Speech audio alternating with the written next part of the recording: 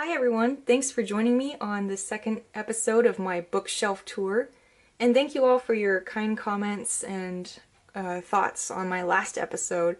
Sorry it's taken me so long to get around to filming this, but the last month was super busy for me. This month's been really busy, and this is really the first day I've had to film the next installment, but I'm excited to go through the rest of these shelves. Let's get started. So the first thing you should know about this second shelf is, while the last shelf, my top shelf, is all the books I still need to read, now we're getting into the books that I've read, and I have them sorted in roughly chronological order. Now when I say chronological, I mean when the story was written or when it took place, and I also have that broken down into authors, so I try to keep all the authors together. But what you'll find as I go along is this is a very, very rough chronology, so don't be surprised if things seem a little bit out of order at times. Starting off, we've got the Odyssey. The Odyssey is probably the oldest book I have in terms of when it was written. And this is a beautiful edition by Macmillan Classics. I think that I mentioned them last time, and this one is translated by T.E. Lawrence of Arabia.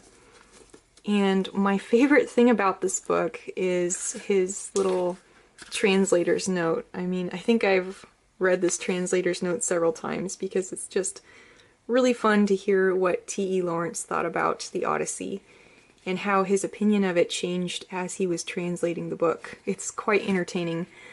I have to be honest, I did not enjoy the Odyssey, even though I enjoyed the translation. I felt like it was not very impressive compared to some other stories of heroism, even other Greek classics. Yeah, I just expected more from it, but I was pretty underwhelmed. But I do enjoy having that little piece of T.E. Lawrence's translating work in my collection. Second book here is one I've talked about on my podcast recently. It's called Two Old Women, and it's by Velma Wallace. This is a story based on an Athabascan Indian legend from a tribe that lived in Alaska, and I really enjoyed this little story. It's about two old women who get left behind by their tribe in a particularly difficult winter and their survival story. And it's just one of my favorite legends that I've read off and on through my life. So I recommend this one if you haven't heard of it before. I certainly hadn't. I just picked it up at the thrift store, but I'm glad I did. It's a good one. Next up, we've got Grimm's Fairy Tales. I don't really like Grimm's fairy tales. I've read quite a few of them, and they're very matter of fact, and they're also quite dark, as most people know. This is kind of a nice addition though, because it's just very straightforward. Each story is numbered here, so it's a really nice collection. It's supposed to be the first translation of the complete stories that they collected, so I'm glad to have it, but I don't really enjoy reading them, to be honest. As you can see, I kind of put all my fairy tales at the beginning because most of them are older. The next ones I have, though, are more slightly modern fairy tales, and these are by E.t.a. Hoffmann. E.t.a. Hoffmann was the guy who wrote the original Nutcracker story, which I also have. And if you've never read E.t.a. Hoffmann, I highly recommend checking out some of his stories. They're not all equally great, but I did enjoy The Golden Pot quite a bit, and I really love his Nutcracker and Mouse King. It's so different than the ballet, but very entertaining and just fun to read.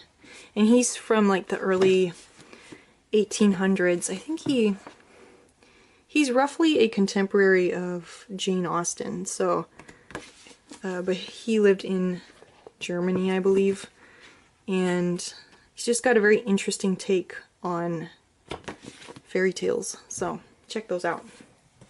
The next two books here are two different editions of Frankenstein. This is the 1831 edition, which I have not read. And this is the original Frankenstein.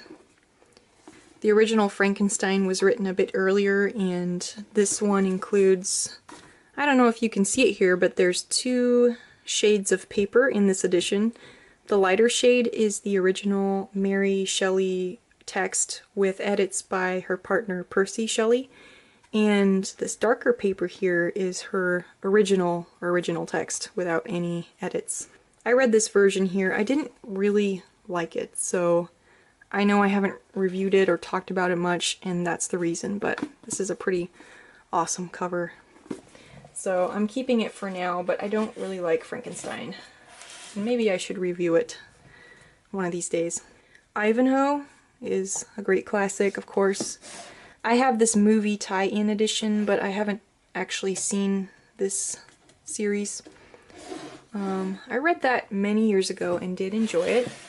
These three books represent my Eugene Onegin collection. I'm sure you've heard me talk about it before, but Eugene Onegin is one of my favorite books of all time.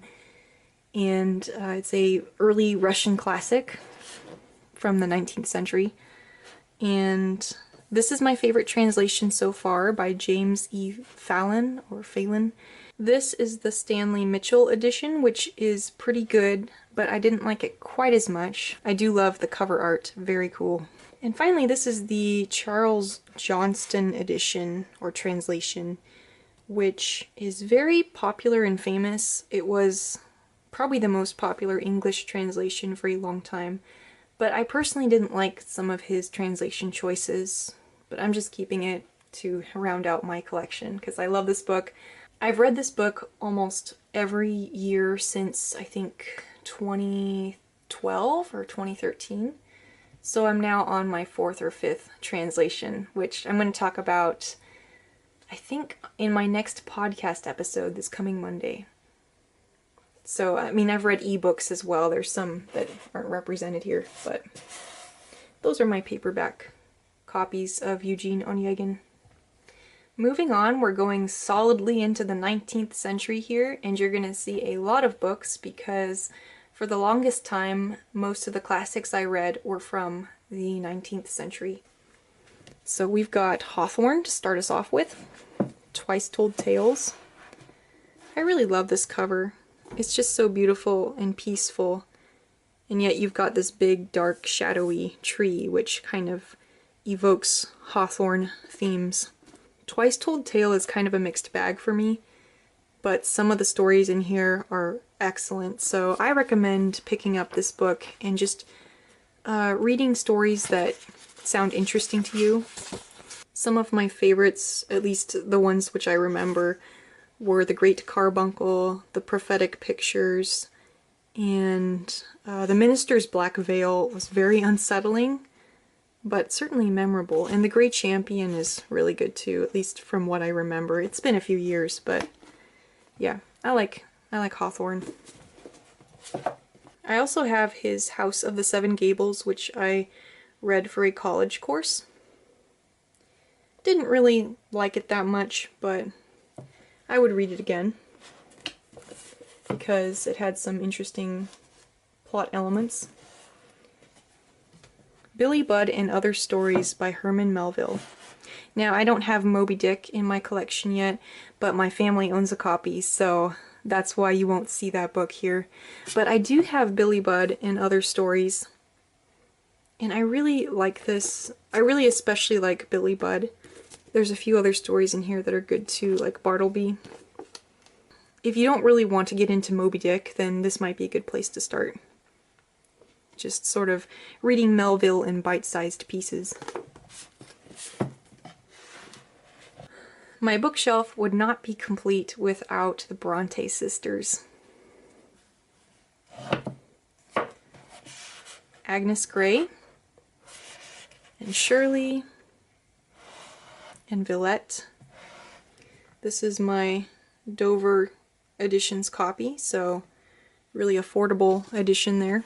You'll remember from last time that I still want to reread Jane Eyre, so that's why she's on the top shelf and not here. Okay, so it looks like I've hit the 15-minute mark here. I'm going to stop and film the rest in another segment to keep the video short. But I will finish off this shelf, and there's much more great literature to come from the 19th century. So, see you then!